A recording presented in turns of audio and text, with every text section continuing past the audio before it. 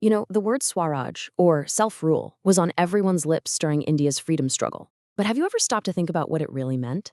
For the leaders in the big cities, it was about political independence. But what about a farmer working day in and day out in the fields of Awadh? For them, freedom wasn't some grand abstract idea. No, it was about something much more basic, survival. So today, let's explore this very different and very personal story of what freedom really meant. All right, so here's what we're going to cover. First, we'll look at the really tough conditions in Awadh that led to this rebellion. Then, we will meet the leader who came forward to help the peasants. After that, we'll see how they all got organized and what their own idea of freedom was. And finally, we'll touch upon how the movement became a bit more aggressive and the, let's say, complicated relationship they had with the Indian National Congress. Okay, let's start at the beginning. Picture this. It's Awadh, just after the First World War. For the peasants living there, life was incredibly difficult. It was just one hardship after another. See, they were tenants. They worked the land, but they didn't own it. They were completely at the mercy of powerful landlords, who were known as talukdars, and of course the British colonial government. Now, one of the biggest problems they faced was something called begar. So what was begar? Well, it was basically forced labor. The villagers were forced to work on the landlord's farm or maybe help build a road, and they would not get paid for it. Not a single paisa. It was a system of, well, pure exploitation. And Bagar was just the start of it. The rents they had to pay were just so high.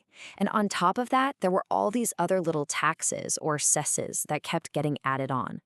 Worst of all, they had no security. They could be kicked off the land at any time for any reason. Just imagine, you pour all your hard work, your sweat, into a piece of land, but you can never, ever feel that it's truly yours.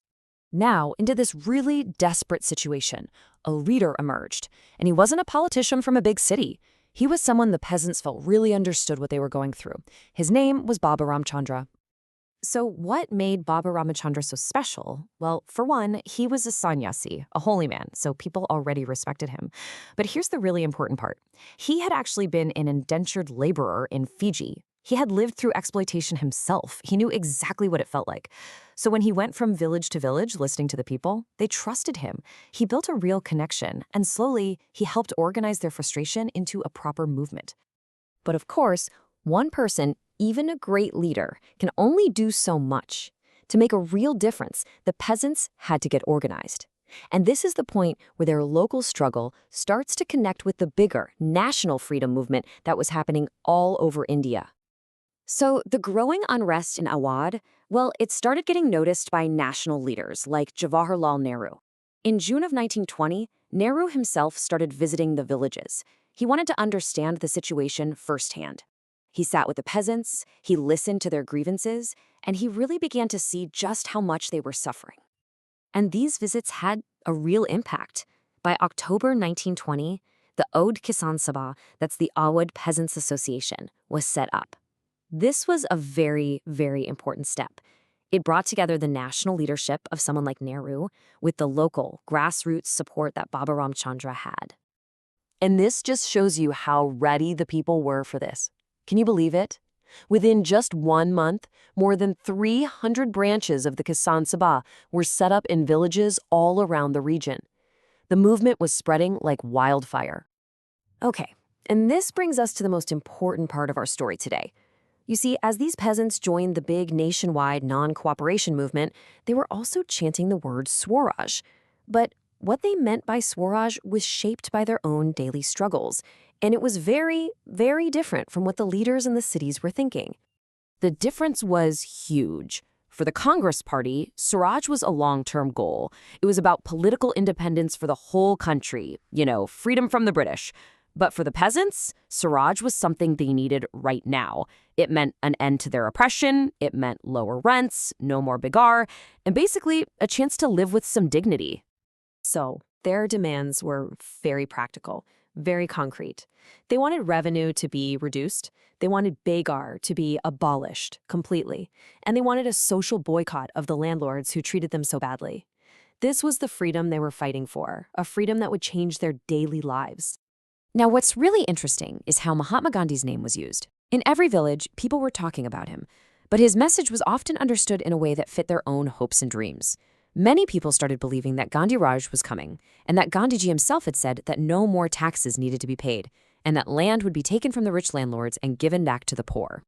But as the movement grew stronger in 1921, this difference, this gap between the official Congress plan and what the peasants really wanted, it started to cause problems.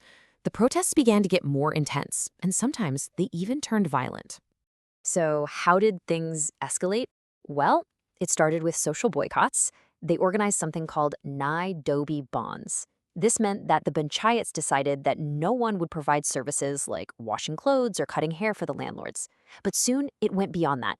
The houses of talukdars and merchants were attacked, bazaars were looted, and grain that was being hoarded was taken over by the people.